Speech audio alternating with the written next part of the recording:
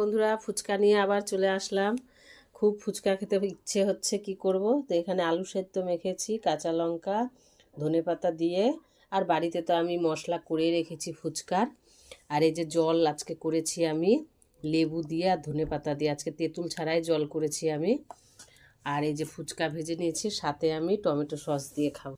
দেখেন, আজকে আগে সাহেব টেস্ট করবে। তারা জলটা এভাবে নড়াই দিনে নে নে।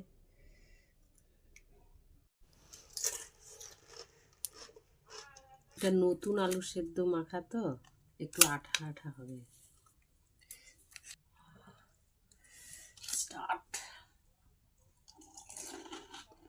টেস্টি আলাদা দেখায়।